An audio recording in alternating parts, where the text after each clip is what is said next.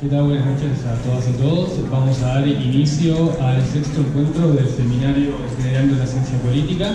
En esta ocasión vamos a estar trabajando la temática de interseccionalidad, raza, género, religión y etnia, y nos va a acompañar en esta noche Blas Radi y Sonia Santoro. Sonia va a sumarse al panel cuando lleguen breves minutos, está un poco atrasada.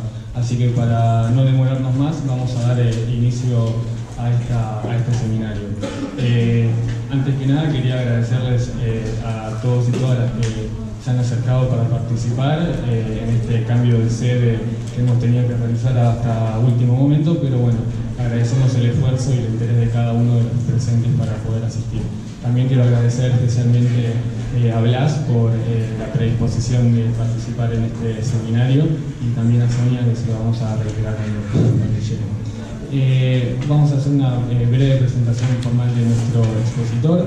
Blas es investigador, activista y hasta este mes integrante del Observatorio del Género de la Justicia de la Ciudad de Buenos Aires. Es auxiliar docente de la Cátedra de Gnostología y de Filosofía Feminista y es adscripto de la Cátedra de Fundamentos de la Filosofía y de Antropología Filosófica de la Facultad de Filosofía y Letras de la Universidad de Buenos Aires. Nuevamente te agradecemos, Blas, por tu participación y te cedo la palabra. Antes les quiero mencionar que la dinámica que vamos a adoptar en este seminario va a ser similar a las anteriores. Cada uno de los expositores va a disertar alrededor de 30 minutos y después vamos a abrir y dar la palabra para que cada uno de ustedes pueda hacer las preguntas y hacer una suerte de intercambio. Muchas gracias.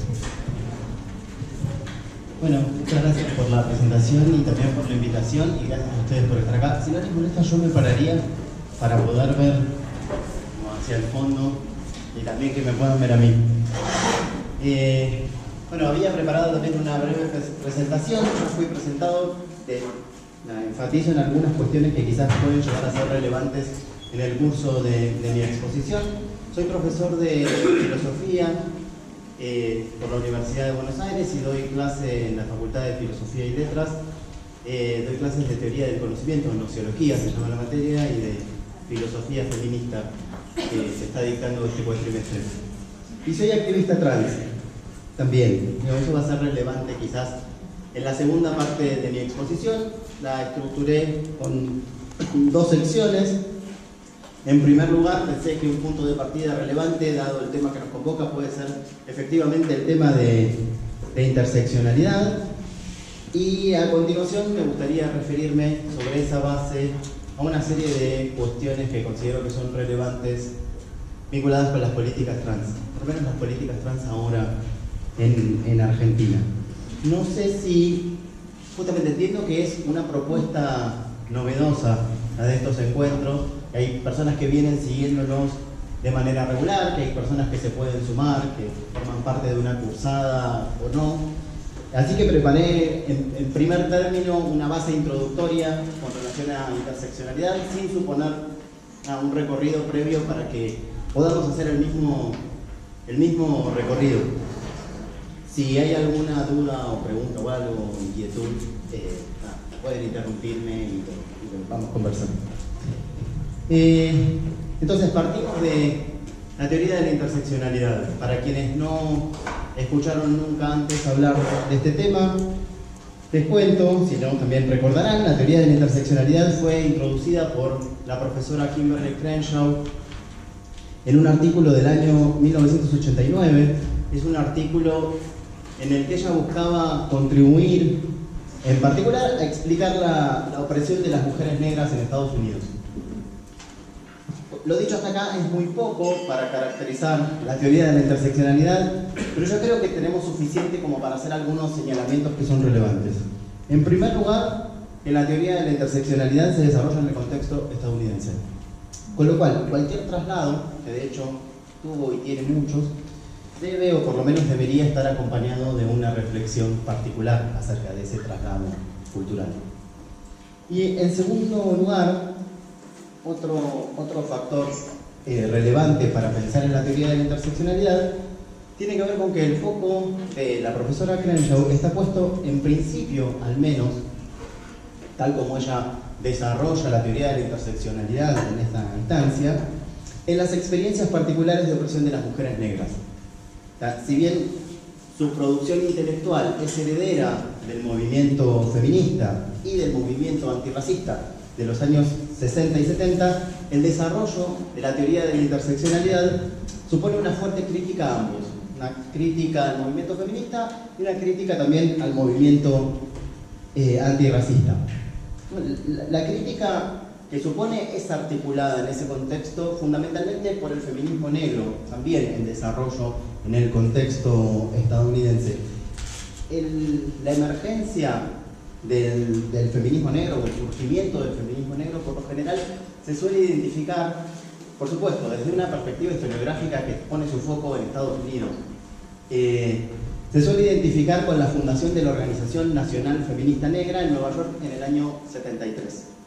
En ese contexto de ebullición política, estamos pensando años 60, 70, el feminismo negro denunciaba que las mujeres negras eran sexualmente oprimidas por el movimiento negro y que eran racialmente oprimidas por el movimiento de mujeres. O sea, hay una crítica presente en ese contexto, la articulaba el feminismo negro. Y hablo en pasado, ahora, en esta instancia, porque estamos pensando, o por lo menos la propuesta, mi propuesta hoy acá es que pensemos en este surgimiento de la teoría de la interseccionalidad. Pero por supuesto, el sexismo de muchos movimientos políticos, así como el racismo del feminismo, son problemas que están vigentes, lamentablemente. Entonces, me parecía relevante hacer foco en estas dimensiones críticas, porque en general tiendo a encontrar, particularmente yo suelo encontrar positivos los registros críticos, las narrativas que reconstruyen procesos políticos de manera crítica. Que no eluden los problemas, las tensiones, las contradicciones, las fracturas. Muchas veces, y esto creo que se ve en particular en el relato del movimiento feminista, en particular en el que ciertas corrientes del feminismo se cuentan a sí mismas, se tiende a pensar en el proceso de desarrollo de la teoría feminista o de la política feminista como esa historia de olas sucesivas, la habrán escuchado, como si fuera un proceso lineal, como una línea progresiva de acumulación. Como, estuvimos de acuerdo desde los orígenes del feminismo hasta ahora, no tuvimos ningún problema y siempre fuimos para el mismo lugar. Yo creo que, además de ser históricamente o empíricamente incorrecto ese relato, hay registros históricos que dan cuenta de los conflictos, de las fracturas, de las expulsiones, de las discusiones sumamente ricas desde el punto de vista político y también intelectual. Creo que es empobrecedora. Justamente los emergentes más ricos de los procesos políticos tienden a hacer esas discusiones. Pero además, y quizás lo que yo creo que es la peor parte, es que tiene efectos dramáticos para los colectivos que han sido víctimas quizás de las tensiones denunciadas, que de pronto parece que quedan en posición adelantada discutiendo con problemas que no existían. Como el feminismo siempre fue antirracista. Entonces, el feminismo antirracista, ¿contra quién se está peleando? Como de alguna manera parece que ciertas discusiones y ciertos sectores del movimiento dejan de tener sentido o sus discusiones son ridículas o contra nadie. Entonces, insisto, la presentación de la crítica no pretende devaluar los procesos y las trayectorias feministas, sino hacer foco en lo que entiendo que son los procesos más interesantes. Y que además está comprometido con legitimar esas discusiones hacia el interior de las distintas corrientes del feminismo.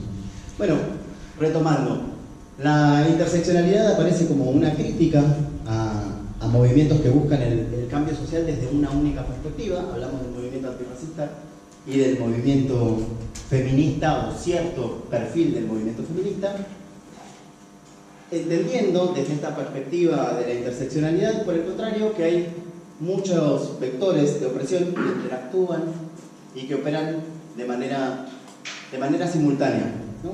Y de esta manera dan lugar a experiencias de opresión que son sumamente complejas, que no se explican por una única causa.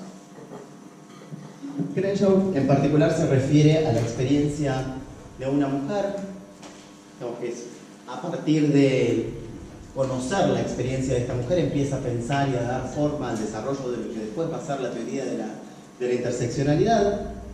Se llama Emma de Graffenried. Ella conoció a Emma de una manera indirecta a partir de un artículo en una revista jurídica que se refería a la experiencia de Emma, en particular a la experiencia de Emma con el sistema de justicia.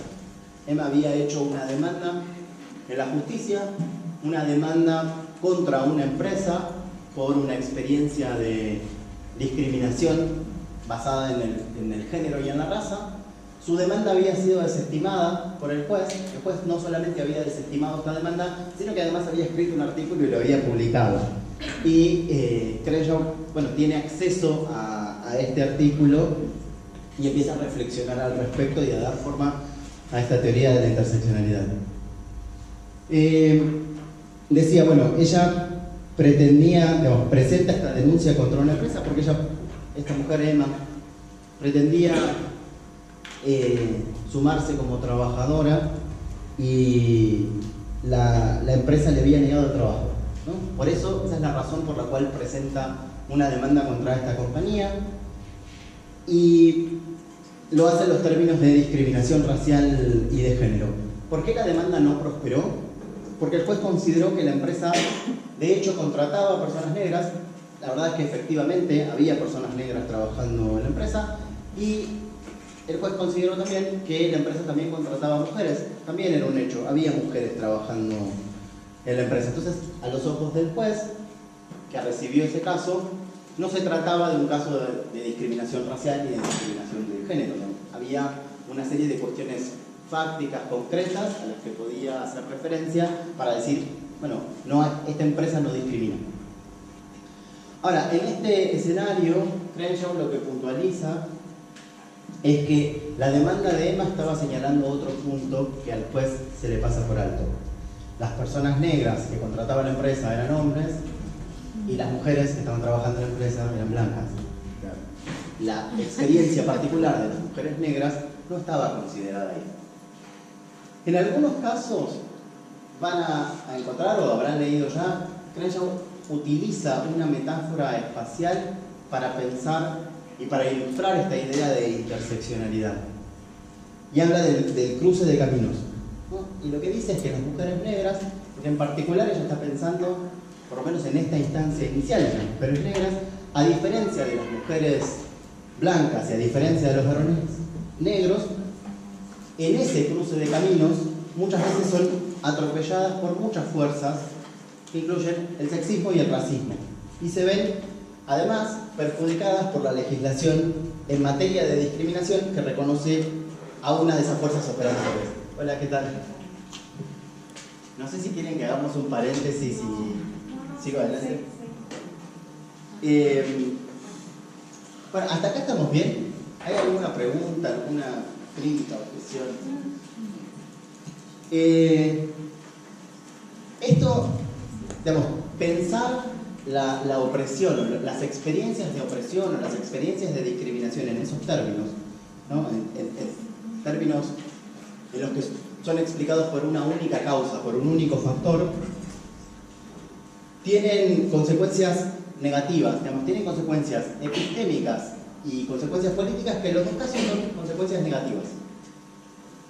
Y tiene sentido, o por lo menos yo creo que tiene sentido que las consideremos. En términos epistémicos, o sea, en términos de producción de conocimiento, pensar, digamos, tener ese tipo de enfoque simplista o unidireccional, tiene consecuencias negativas, porque cuando interpretamos los fenómenos a la luz de un único eje de discriminación, no somos capaces de comprender qué es, ni cómo, o qué son, ni cómo operan el racismo y el sexismo, porque nuestro análisis, por supuesto, es un análisis muy pequeñito, se limita a ciertas experiencias de ciertos sujetos, ¿no? Experiencias que pueden ser explicadas solamente a partir de uno de esos ejes. Y en términos políticos también también se puede pensar como algo negativo. Este tipo de abordajes no solamente son estériles para quienes experimentan situaciones de discriminación mucho más complejas, sino que tienden a ser perjudiciales, ¿no? Porque sus experiencias de discriminación pasan por debajo del radar de lo que se considera discriminación o lo que se considera violencia y tienden a ser justificadas. justamente se desconocen, se ignoran y hasta se justifican. De alguna manera se termina legitimando el estatus quo. A mí en particular me parece que es muy importante la crítica dirigida por el feminismo negro hacia el feminismo, lo que podríamos llamar el feminismo hegemónico en ese contexto. Esta crítica del sesgo racista del feminismo creo que tiene un gran valor y que vale la pena considerarla detenidamente. Pensemos que la teoría feminista y en particular la epistemología feminista, no sé si hubo un encuentro específicamente enfocado en cuestiones epistemológicas o el desarrollo de epistemología feminista, a lo mejor leyeron ya o tienen oportunidad de leer en el futuro. De todas maneras, no, voy a desarrollar este aspecto porque me interesa. La teoría feminista o la epistemología feminista en particular se estructura, entre otras cosas, sobre la base de una objeción muy fuerte, una objeción sólida al androcentrismo. En particular al androcentrismo en ciencia o el androcentrismo en la producción del conocimiento, ¿no? La idea de el conocimiento que se desarrolla desde una perspectiva muy particular, que se presenta como la perspectiva universal, pero que en realidad es la perspectiva de los varones y que son ciertos varones, varones blancos, ciudadanos, adultos, propietarios, capacitados, ¿no? Se asume esa mirada particular, esa mirada situada, se asume en realidad como universal, o sea, no se reconoce como una mirada situada, y se utiliza en general como criterio de autenticidad, ¿no? Para definir sobre todo a quiénes son los varones, que son los sujetos políticos y epistémicos por excelencia. Yo creo que la crítica de la epistemología feminista al androcentrismo en ciencia es una crítica que tiene una lucidez ejemplar y que tiene sentido volver a ella una y otra vez, ¿no? Se desarrolla desde distintas perspectivas, son distintas autoras las que las despliegan y tiene sentido recuperarla. Ahora, paradójicamente, la historia del feminismo, creo yo, se puede pensar como una sucesión de conflictos motivados por la radicalización de esta crítica. Esta crítica que es formulada en lo sucesivo por distintas comunidades conformadas por sujetos vulnerables o sujetos marginados, digamos, sujetos no hegemónicos, que dirigen esa crítica contra el feminismo. En particular, contra la teoría feminista o contra las políticas feministas, y podríamos pensar al feminismo negro haciendo ejercicios de esa crítica, justamente poniendo en acto ese ejercicio crítico, solo que no solamente se va a referir a los movimientos antirracistas, sino que también se va a referir a los movimientos feministas. Entonces, podemos considerar también como un fenómeno interesante la radicalización de esta crítica y esa aplicación insistente sobre el movimiento feminista desde distintos sectores no hegemónicos que en general tienden a poner de relieve cómo el movimiento feminista en general es algo que se puede aplicar a todo movimiento político, pero en particular estamos hablando de tienden a poner de relieve o a expresar, a develar cómo el movimiento y el sujeto del movimiento se construye a partir de ciertos sujetos que son sujetos dominantes. Las mujeres blancas, universitarias, capacitadas, burguesas, heterosexuales, cis, podríamos decir, hoy también, ¿no? En general son las portavoces del movimiento, son las que marcan la agenda, las que toman las decisiones. ¿Hasta acá estamos bien? ¿Podrías repetir lo que está la oración que dice el sujeto del movimiento se construye? Sí, en función de características muy específicas. No sé, no recuerdo si exactamente dije eso, pero iba por ese lado. Que en realidad se construye sobre la base de un sujeto dominante, dando forma al sujeto dominante y suponiéndolo en el desarrollo de esas políticas, que tiene esas características, ¿no? Ese sujeto estaría formado, o lo podríamos describir a partir de cuestiones vinculadas con la raza, con el estatuto migratorio, con la clase. Hablé entre otras cuestiones, dije que ese sujeto era un sujeto cis. ¿Sabemos de qué hablo cuando utilizamos el término cis? Sí. ¡Qué alegría! No mucho, eso no pasaba. La verdad es que me alegra que se extienda el uso del término. De todas maneras lo voy a definir, porque me gusta también. No, porque soy un militante activo de la expansión y la divulgación de este término, y en particular me queda claro que hablar de cuestiones trans, o de hablar de personas trans y de cuestiones trans, y lo mismo con respecto a las cuestiones cis, es posible hacerlo, es algo que es posible hacer desde distintas perspectivas. Y estos términos se pueden definir de maneras muy diversas. En general, las cuestiones trans han tendido a recibir su sentido a partir de la perspectiva biomédica, que por supuesto desde las corrientes de los estudios trans es algo sumamente cuestionado, y en general hay una apuesta teórica, una apuesta intelectual y política muy fuerte en construir sentidos desde otro lado. No solamente desde la crítica, sino también en términos propositivos. A mí me gusta definir el término cis de una manera muy particular. Hablamos de personas cis como las personas que no son trans, ¿no? Las personas trans son aquellas que se identifican, podríamos utilizar la definición de trans como aquellas personas que se identifican con un género distinto al asignado, y las personas cis son aquellas que no son trans. Me gusta utilizar esa definición porque históricamente se ha pensado en las personas trans como aquellas que no responden a un modelo, digamos, como el no de la normalidad, como tantos otros movimientos. Bueno, cuando definimos cis de esta manera, estamos diciendo que las personas cis son las que no tienen el atributo de ser trans. Entonces, políticamente mueve el eje y a mí me parece relevante. Filosóficamente tiene muchos problemas y en general se señalan. Pero bueno, yo creo que ganamos en potencia política y por eso lo sostengo. Así que por eso quería introducir este término, por más que, por suerte, no es necesario. Pero bueno, volviendo, la apuesta política y teórica, y yo creo que es también el gran desafío de la teoría de la interseccionalidad, consiste en hacerse cargo de su propia crítica, de alguna manera, y partir de una mirada que sea capaz de dar cuenta de la complejidad de nuestras experiencias, para que no reduzca la explicación de la opresión, de la discriminación, de la violencia a una única causa. Ahora, la pregunta que es importante hacer, considerando digamos, la magnitud de este desafío, es ¿cómo hacemos para construir movimientos o para articular demandas políticas que no produzcan o reproduzcan esos sujetos hegemónicos? Bueno, quizás podríamos preguntar primero si es posible, y en segundo lugar, ¿cómo hacemos? ¿De qué manera motorizamos ese proceso si consideramos que hay una vía que lo permita? Yo creo que la teoría de la interseccionalidad puede ser una herramienta muy útil para, digamos, si respondemos que sí, para pensar en el cómo. De todas formas, me gustaría decirles algo más. Hay una filósofa que se llama Moira Pérez, que tiene una tesis que yo creo que es muy aguda sobre los usos de la interseccionalidad en los movimientos sociales.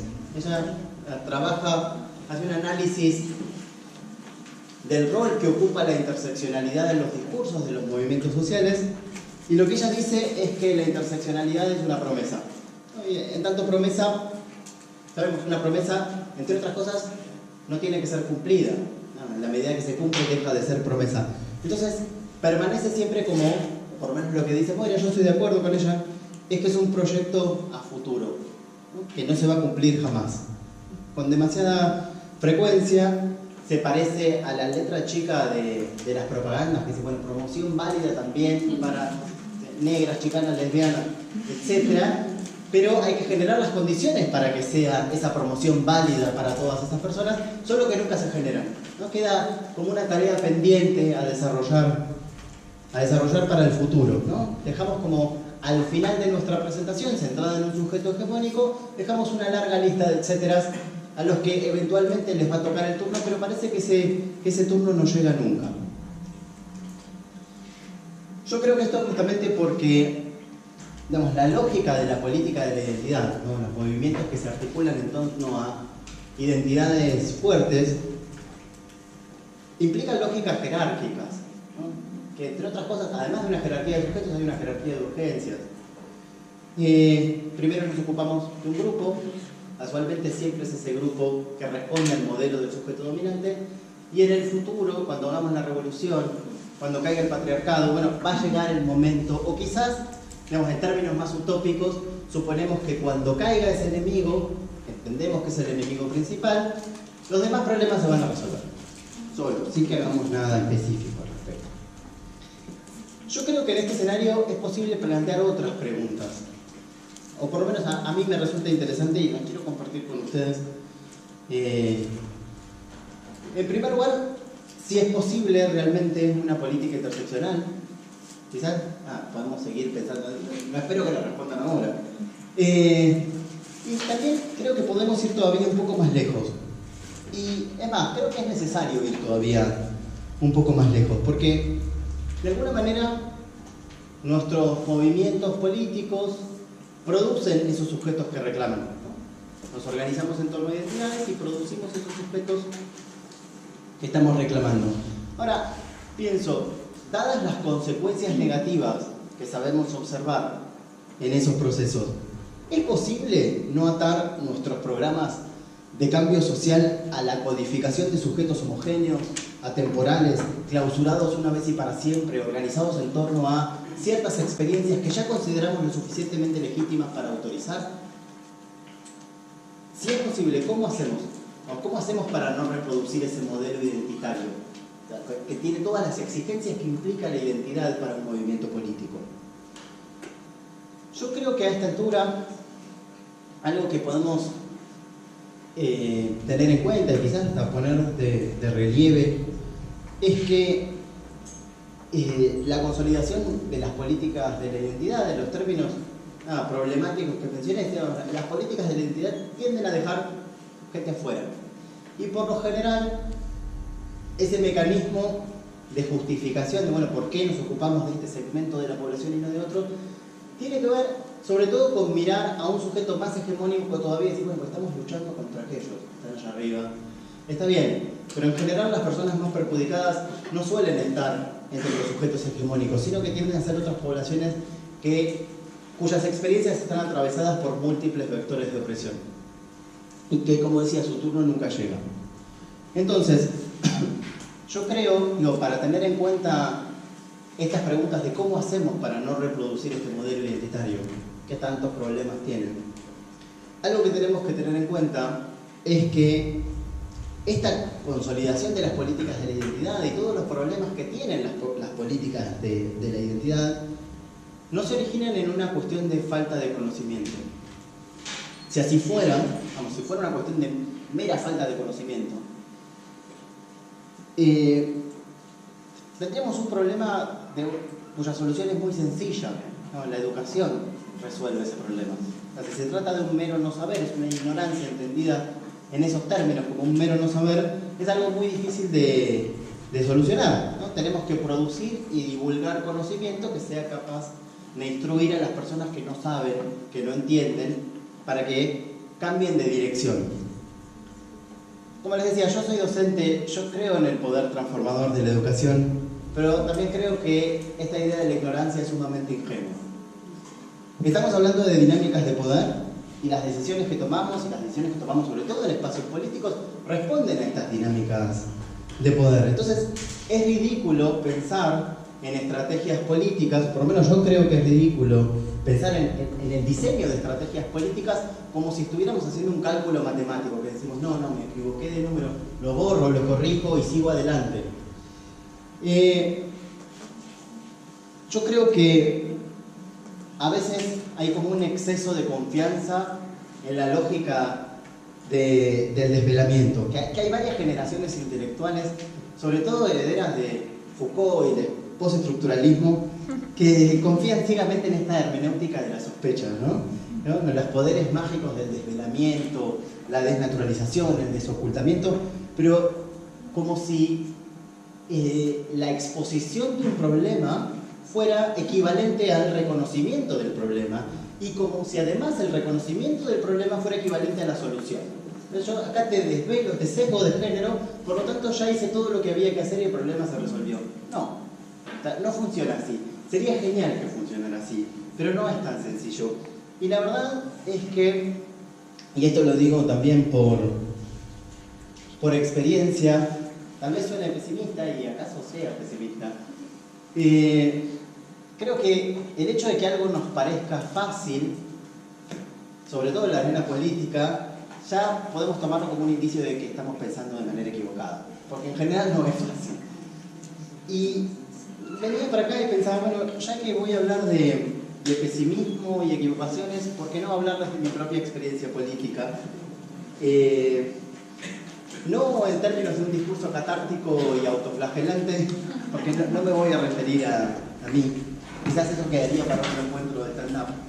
Pero en este caso, quisiera referirme a procesos políticos de los que participé, a las expectativas depositadas sobre esos procesos políticos y también a lo que considero que son problemas de ejecución, vinculadas con el cómo, la implementación de esos procesos políticos. Yo les dije que soy activista trans, hace muchos años que soy activista trans, quizás no parece porque me ven muy joven, gracias. Pero empecé a contactarme con organizaciones trans en 2001 más o menos, había red. Es un contexto muy interesante para pensar en el desarrollo de los movimientos sociales, porque es el momento en el que empieza a llegar internet a los hogares. Entonces la articulación de los movimientos empieza a ser muy diferente, y sobre todo de movimientos que estaban vinculados con la clandestinidad de la experiencia, con esta idea de, bueno, esto solamente me pasa a mí, no tengo ningún recurso para dar sentido a esta experiencia, que es una experiencia privada, que seguramente es anormal y que lo mejor que puedo hacer es no decírsela a nadie. Bueno, la llegada de internet a los hogares marca un cambio de dirección y una potencia que hasta ese momento desconocida. Y la posibilidad, la posibilidad de que distintas personas, atravesando esa misma experiencia, puedan generar comunidad en distintos lugares del mundo. Entonces, bueno, en el año 2001 yo empecé a formar parte de espacios de encuentro de personas trans, quizás en ese momento no como activista, pero en adelante sí, y participé mucho después del proceso de redacción y gestión de la ley de identidad de género. Entonces un poco quiero hablar de ese proceso. Voy a llegar ahí, pero por otro camino. Hoy en día, y entiendo que sobre todo en un contexto como este podemos decir cosas como sin problemas, ¿no? Como, bueno, el género es una construcción cultural, ¿no? En algunos lugares nos parece mucho, estamos diciendo mucho cuando decimos el género es una construcción cultural. Si bien en un contexto como este, me imagino que no. Hace un par de días estaban difundiendo por acá, en este barrio, una charla contra la ideología de género en una parroquia. Sí. Yo creo que podríamos decir que en un contexto semejante, decir que el género es una construcción cultural seguramente es decir mucho. Justamente porque son personas que consideran que, entre otras cosas que consideran, ¿no? Pero que el género tiene una base biológica, por no decir genital. Pero hablar de género fuera de ese contexto hiperconservador, justamente por el origen del término, digamos, la manera en la que se acuña, el contexto en el que se acuña, nos compromete o nos acerca directamente a una mirada constructivista, entender al género en esos términos de construcción social.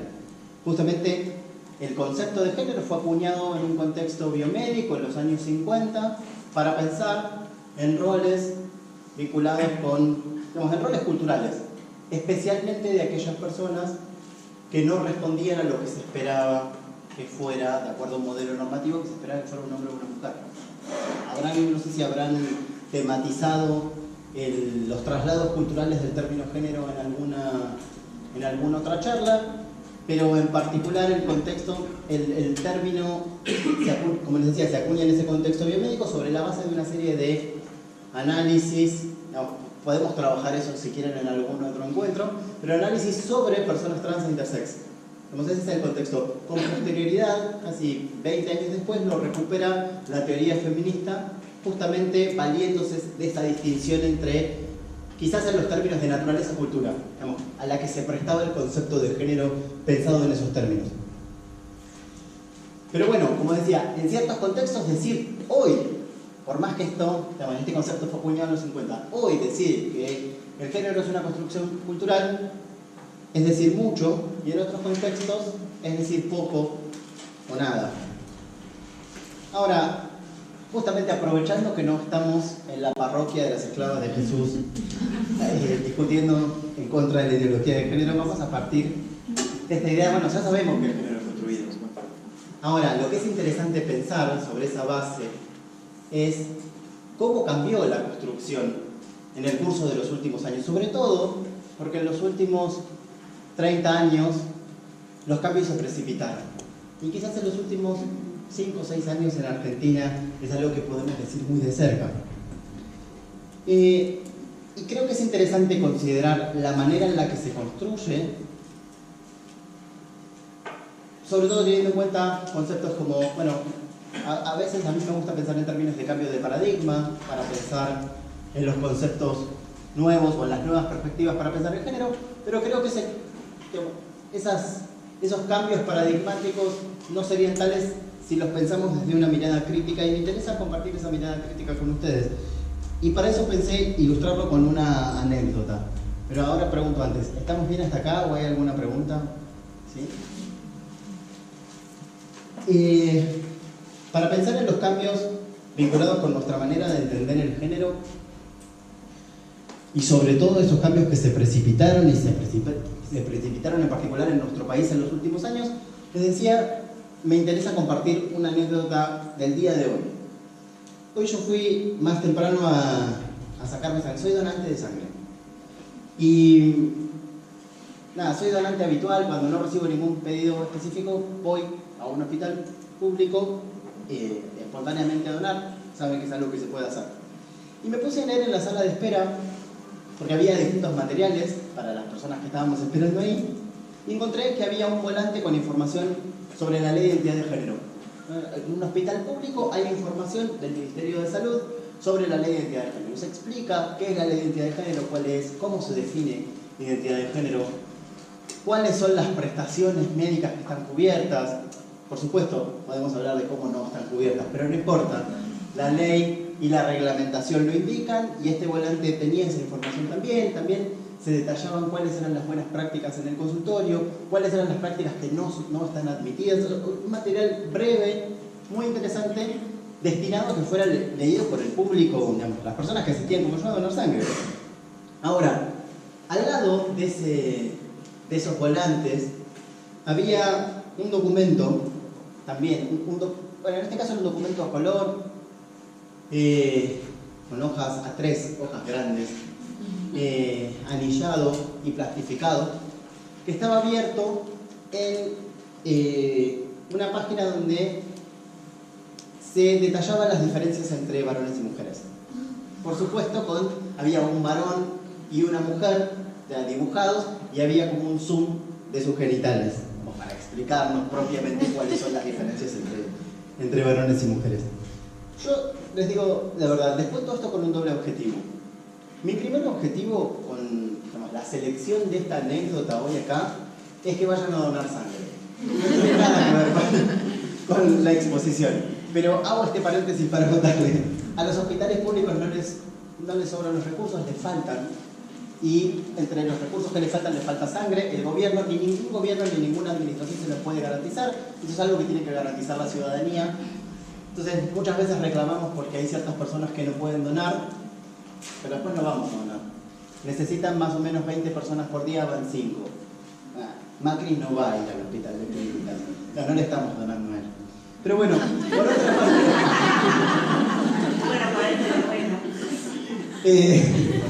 El segundo objetivo de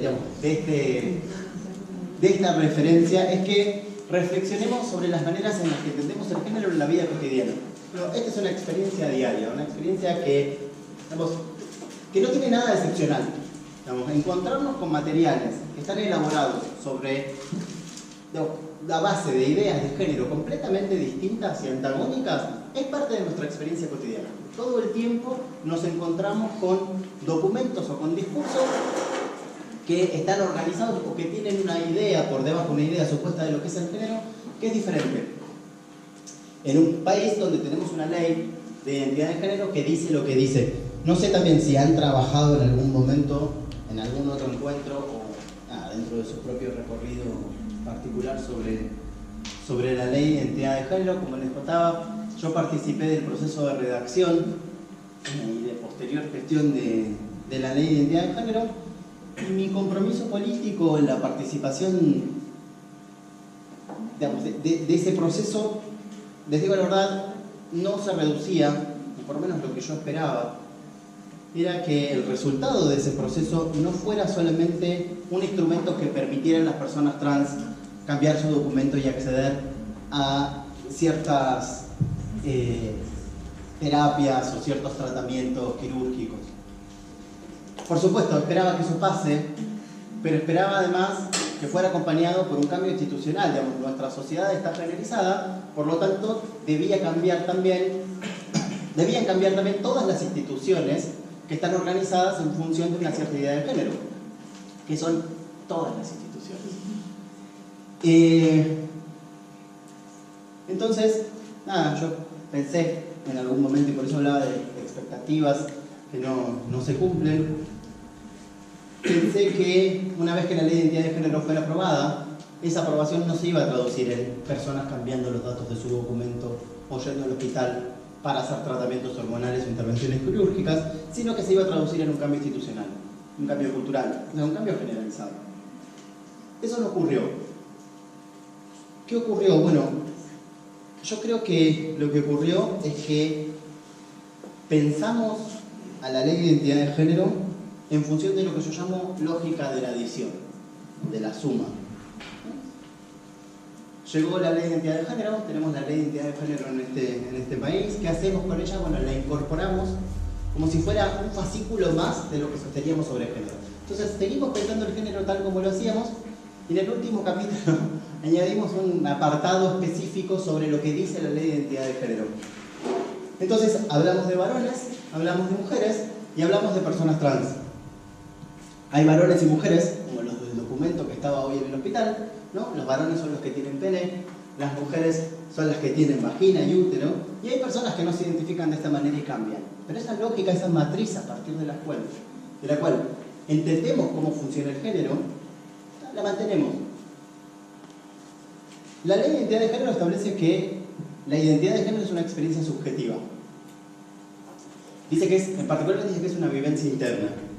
Y que esa vivencia interna es independiente de nuestras características físicas, del sexo que nos hayan asignado al nacer y de lo que diga nuestro documento. O sea, ¿de qué depende nuestra identidad de género? De lo que sentimos, de cómo nos identificamos. Gracias. Ahora, ¿de cómo nos sentimos quiénes? Creo que esta pregunta tiene sentido. La identidad de género depende de cómo nos sentimos. ¿De cómo nos sentimos quiénes? ¿Las personas trans? Bueno, muchas veces se tiende a pensar que la ley de identidad de género habla solo de personas trans. Entonces, la identidad de género es una experiencia subjetiva solo en la medida que hablamos de personas trans. Y por eso hablamos muchas veces de género autopercibido. Pero cuando hablamos de personas cis, es una experiencia objetiva, ¿no? Que puede ser propiamente acreditada. Me bajo los pantalones, te muestro el documento y llamo al médico o a la médica que estaba presente cuando me asignaron. Hay un doble estándar funcionando ahí. Por eso hablo de la lógica de la adición. Este mito tiene un correlato en otra idea absurda, que es aquella que sostiene que el único derecho que tienen las personas trans es el derecho a la identidad de género. Entonces, la ley de identidad de género habla solo de personas trans y las personas trans tienen un derecho solo, que es el derecho a la identidad de género. Bueno, no. La ley de identidad de género no se refiere solamente a las personas trans. La identidad de género, la definición de identidad de género aplica a todos. Y las personas trans son sujetas y sujetos de todo el repertorio de derechos. Entonces, los conceptos que introduce la ley de identidad de género no son un agregado más, no son un fascículo más que se suma a nuestra colección, que no vamos a tocar. El concepto de identidad de género, que se expresa en nuestra ley de identidad, es un componente que altera el cálculo por completo y que nos exige revisarlo. Tenemos que volver a pensarlo. Y lo tenemos que cambiar. Entonces, a la luz del concepto de identidad de género, es inapropiado sostener que los varones son los que tienen pene y que las mujeres son las que tienen vagina. Sin embargo, Ahí están los documentos en la sala de espera del hospital. Cuando vayan a donar mañana, véanlos. Ahí están también los materiales que se producen en el marco de la ESI, ¿no? Es una perspectiva de avanzada con relación a un montón de aspectos, pero tiene un anclaje biologicista muy fuerte, ¿no? Entre otras cosas, produce láminas que tienen un nene y una nena sin ropa para explicar que son nenes o nenas en función de los órganos genitales que tienen. Tenemos tenemos iniciativas políticas como, por ejemplo, la idea, o aquellas vinculadas con derechos sexuales reproductivos y no reproductivos, ¿no? Está lleno de pañuelos verdes. Habrán visto que uno de los conflictos, que en algunos casos estaba solapado y en otros casos asomaba en el marco de la discusión sobre la discusión en el Congreso, ¿no? Vinculada con el aborto, tenía que ver con quién es el sujeto de aborto, ¿no? Y encontramos ahí una serie de eslogans, ¿no? Las mujeres deciden, los varones acompañan. ¿Por qué? Porque ¿quiénes son las mujeres y quiénes son los varones? ¿Estamos pensando otra vez en personas cis para pensar ese tipo de demandas? Probablemente. Seguimos proponiendo derechos y políticas que están generizados, pero por supuesto, están generizados en función de una matriz, que es una matriz previa, es una matriz que no dialoga y que es antagónica con relación a la ley de identidad de género. Habrán visto, y con esto termino, hace un tiempo se popularizó la noticia de una persona que había modificado sus documentos y decía, bueno, es una estafa, quiere estafar al Estado, pero en realidad se quiere jubilar antes. Sí. Salió la policía del género inmediatamente. No, mentira. En general hay una cuestión vinculada con la pérdida de credibilidad, y las personas trans justamente son personas que cambian, que están mintiendo. Y había quienes proponían la articulación de una serie de escrutinios, porque bueno, justamente es una persona que no se operó, es una persona que está casada, no responde a lo que entendemos por lo que es una mujer o un varón, y tampoco a lo que entendemos, sin que la ley de identidad de género lo diga, que es una persona trans. La ley de identidad de género está diciendo que la identidad de género es una experiencia subjetiva, no importa lo que diga el cuerpo, no importa lo que diga el documento, no importa cuáles son tus relaciones sexoafectivas, ¿por qué vamos a exigirle a esta persona que se acomode a nuestro ideal sexista de lo que es una mujer para poder validar su petición? Ahora, había quienes decían, no, bueno, pero esto puede ser un problema porque hay una serie de medidas y de instrumentos vinculados con sistemas de previsión social que están generizados. ¿Cómo hacemos si las personas cambian para estafar al Estado y jubilarse antes? Yo creo, digamos, por supuesto, no estoy de acuerdo con que sea necesario desarrollar, impugnar el cambio de documentación de nadie, y mucho menos desarrollar mecanismos de control. Digamos, la ley de identidad de género, entre otras cosas, afirma fuertemente la autonomía. Ahora, quizás lo que es interesante es pensar todos los dispositivos institucionales, todos los instrumentos jurídicos, todas las instancias de administración que están generizadas pensando que todas las personas son cis. No, el sistema de previsión social es uno de ellos. Otros que están vinculados con, por ejemplo, las licencias por maternidad y paternidad. Tenemos una cierta idea del género que no tiene que ver con aquellos conceptos introducidos por la ley de identidad de género que está funcionando en nuestras instituciones. ¿Cómo hacemos para modificarlo? Bueno, hasta acá llegué, espero que les haya gustado. Muchas gracias.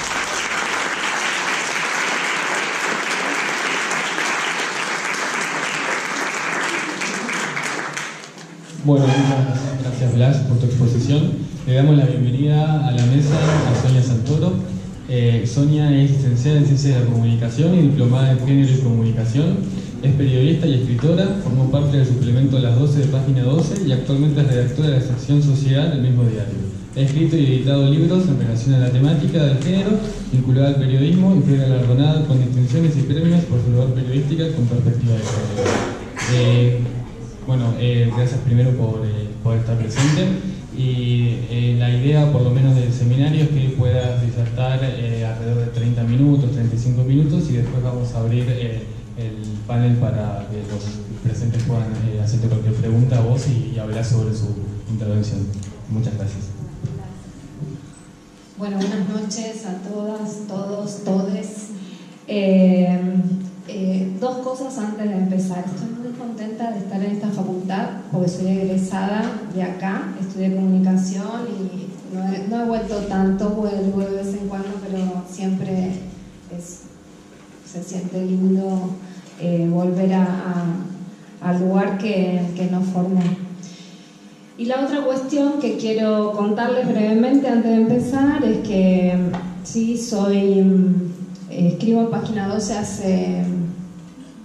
desde que salí de la facultad, o sea, casi 20 años, unos cuantos, y quiero contarles que hoy el diario no salió, supongo que lo saben, pero si no lo saben, quiero que lo sepan. Hoy el diario no salió porque ayer hubo un paro sorpresa de los trabajadores y las trabajadoras del diario de 24 horas y la patronal decidió como medida de apriete, pues no sé de qué otra forma llamarlo, no sacar el diario por primera vez en su historia. O sea, es la primera vez que el diario no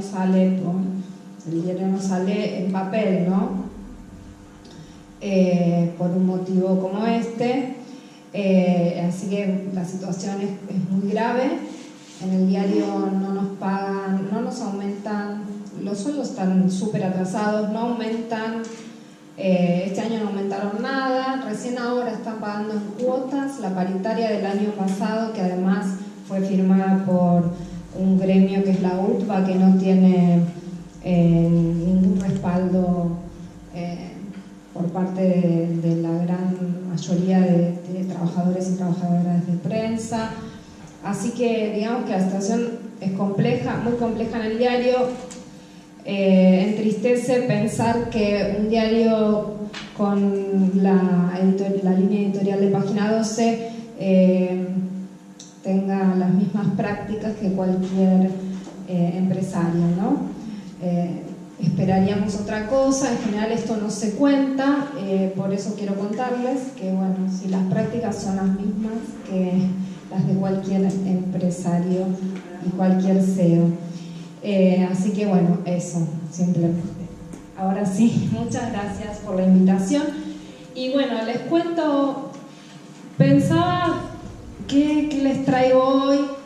Mi recorrido es más, no es académico, es bastante práctico, digamos, de tratar de bajar a la vida y a los distintos espacios donde trabajo la teoría o lo que he aprendido en la facultad.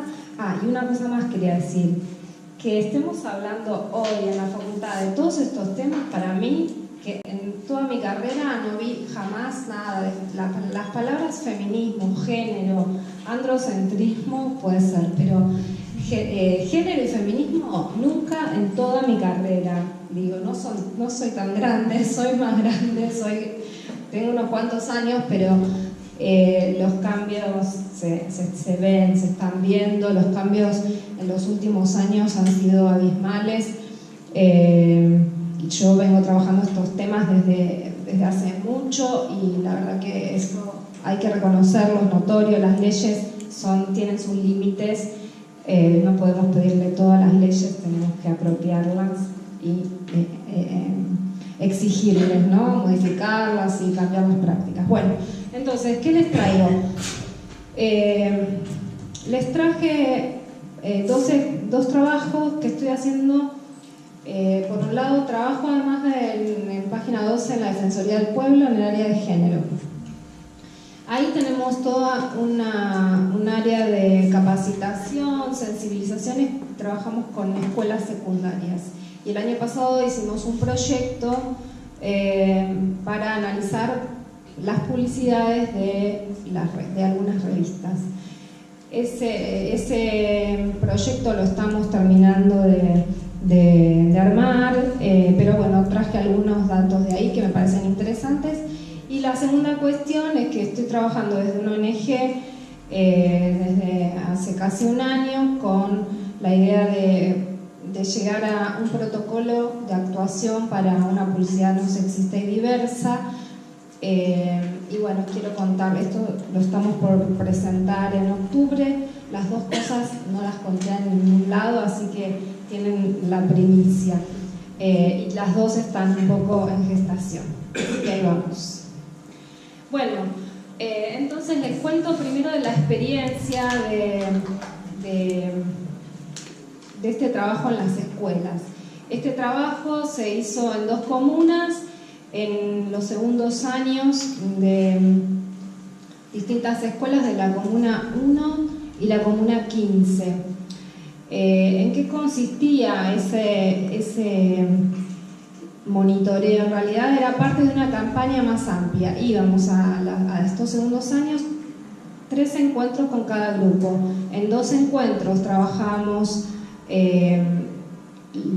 los conceptos de género, estereotipos de género, hacíamos talleres para trabajar estas cuestiones. En el segundo encuentro trabajábamos con medios de comunicación, publicidades, cómo en los medios veíamos estos estereotipos, cómo aparecían las mujeres, los varones, cómo no aparecían otras identidades disidentes. Bueno, estas cuestiones se fueron trabajando y la idea es que con ese conocimiento en el tercer encuentro analizaran publicidades de unas revistas que les llevamos. ¿Qué fueron estas 4? Son 2 revistas de información general, las dominicales de Viva y La Nación, y 2 revistas para adolescentes y preadolescentes, que son Para Teens y Soy Luna. Las publicaciones fueron de enero a marzo del 2017 y lo que hicimos fue analizar todas las publicidades que traían esas revistas, donde los protagonistas fueran personas, digamos. Donde no había personas no las analizábamos.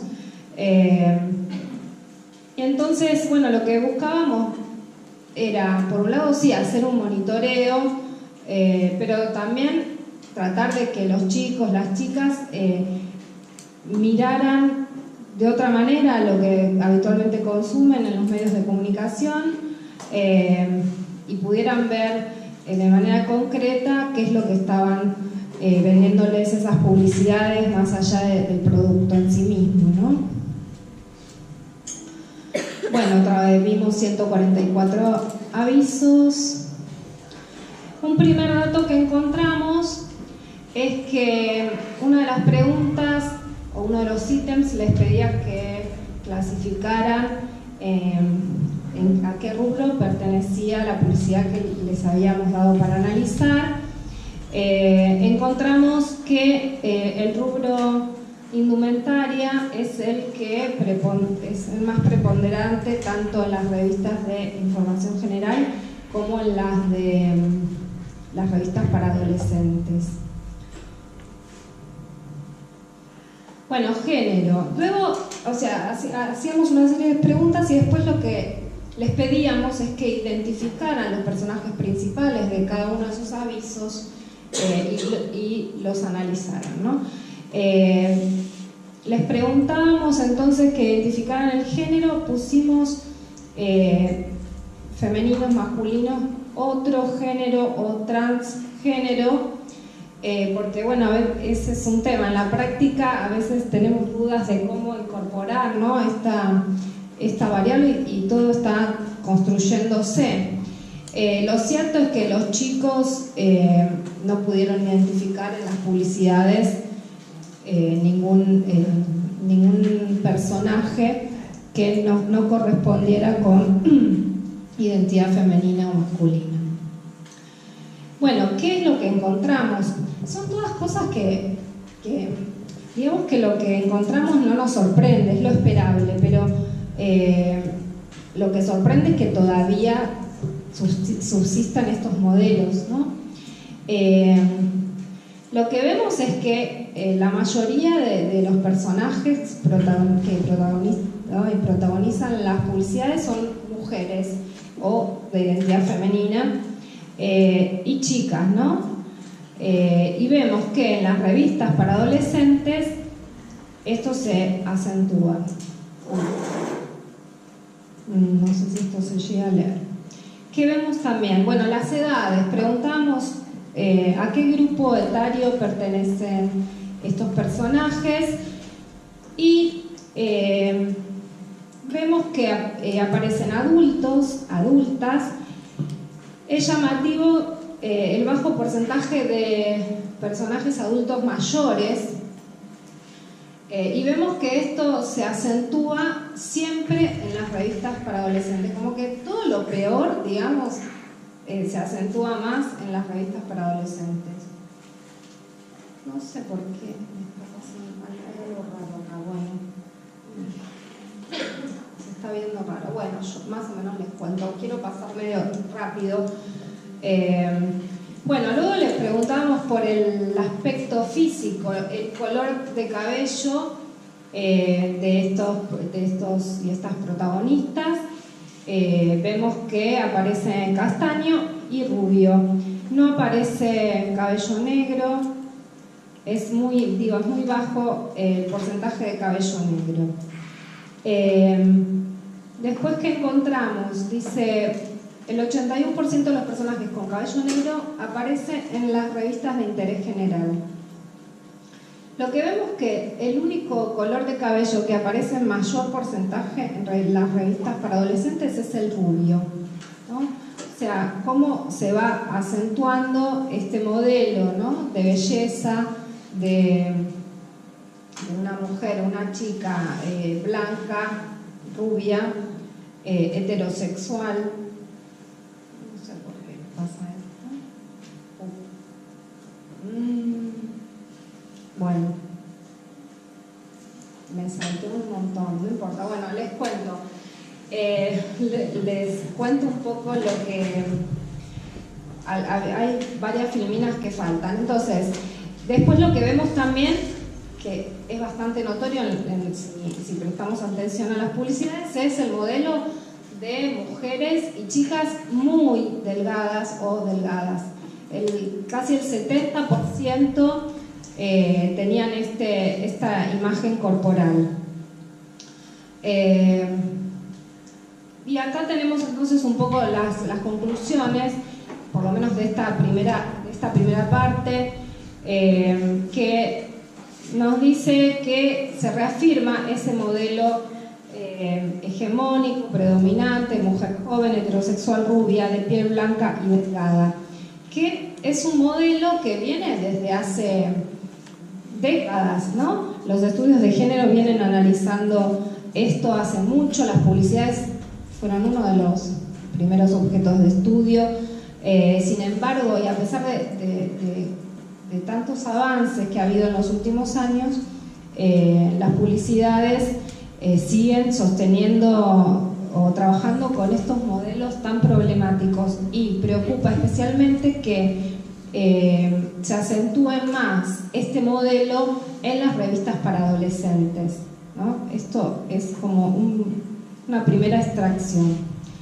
Bueno, y después les quiero contar un poco del otro proyecto, que es un proyecto que viene desde hace varios meses. Lo estoy haciendo con la ONG Foro de Mujeres del Mercosur y con el apoyo de la Dirección de Mujer del Gobierno de la ciudad.